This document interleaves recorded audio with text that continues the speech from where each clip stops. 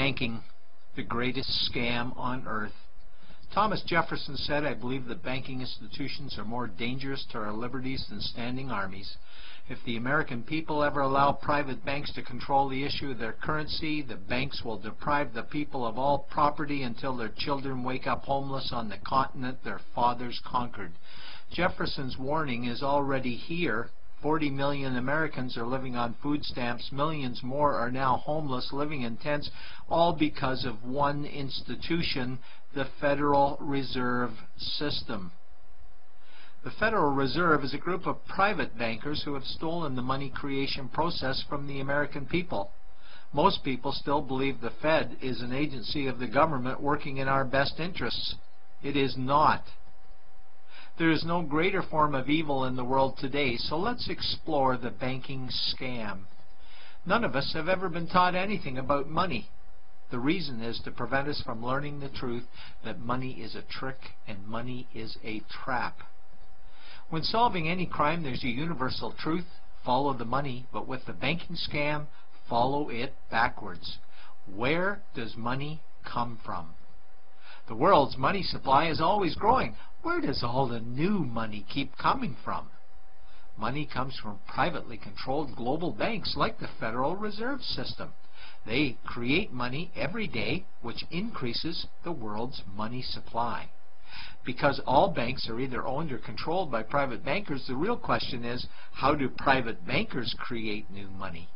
And the answer is they create it out of thin air.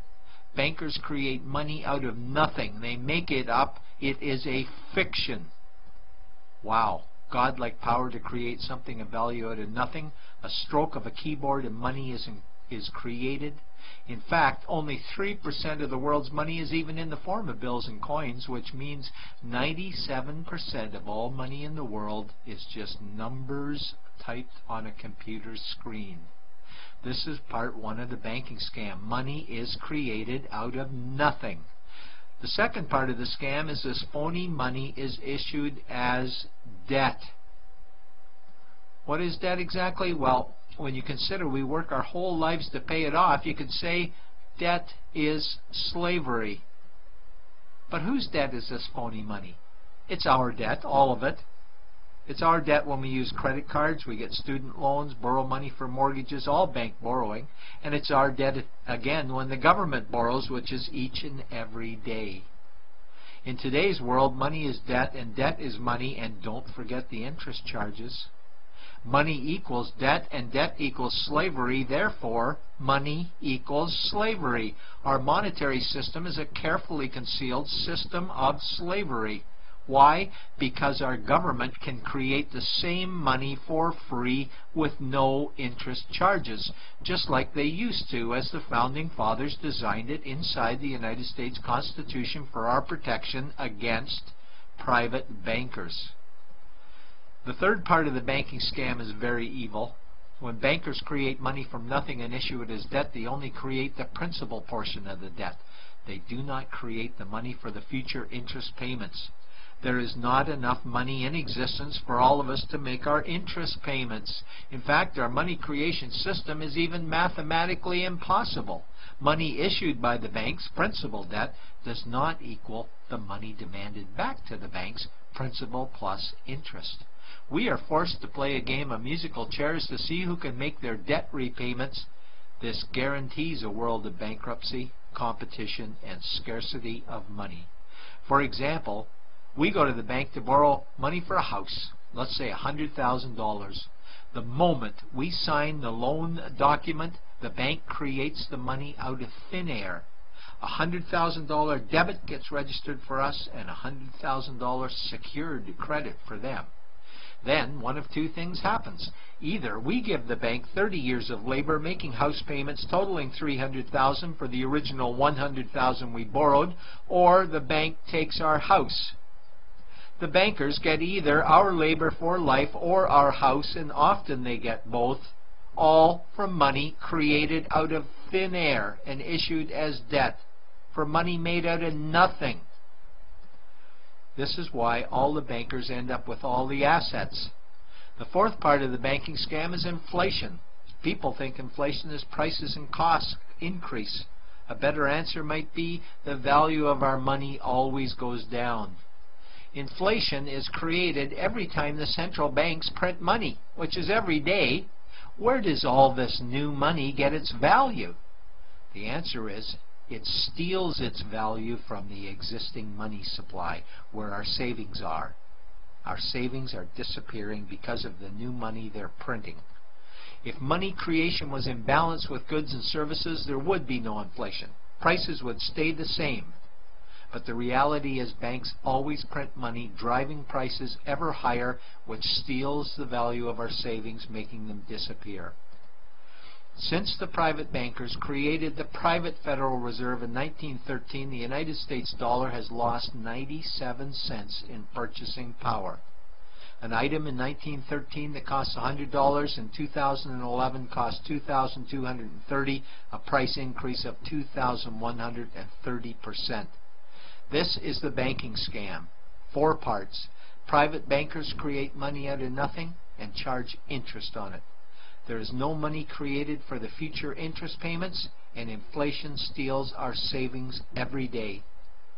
In order for the banking scam to be pulled over our eyes, the bankers need help from the likes of paid-for politicians and appointed civil servants, military-industrial complex, mainstream media, multinational corporations, and the bankers' good buddies. For example, what do our banker-controlled television networks say about criminal bankers? "Oh, bankers are our saviors. Chairman is Man of the Year. He saved the world. Bankers really do deserve their bonuses. They're so smart." And what do our banker-owned G20 politicians say we need to do? That we must save our banking system, and now we need austerity measures, like increasing existing taxes and bringing in new taxes, cutting our social programs, including education and health care, stealing from our pension plans while increasing the retirement age, keeping us working for more years at lower wages while placing our children and grandchildren in debt and servitude for their future lives. We are being lied to that we must go deeper in debt for bailouts, stimulus packages, quantitative easing, saving the too big to fail banks, credit easing, currency interventions, all names that mean the same thing: more debt to us. Is it not strange that the solution to too much debt is always more debt to us? And where is all this money going? It's going to the banks and to the bankers. They are stealing our money right now.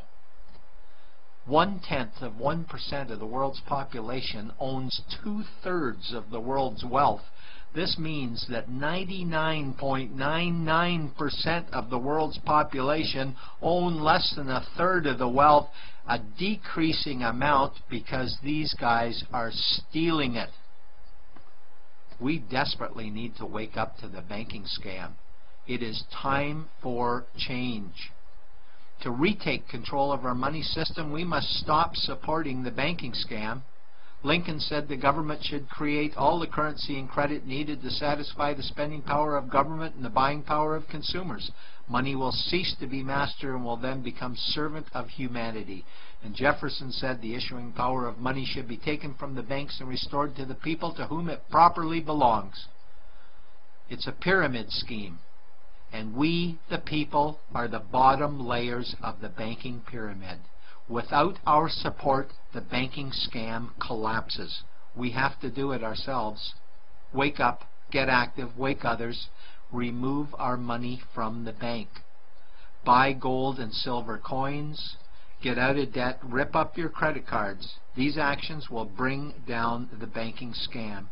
Only vote for politicians who support debt-free money, or run for office yourself, and turn off mainstream media to search for the truth while you still can. And support every effort to end the Federal Reserve System and all the privately owned central banks.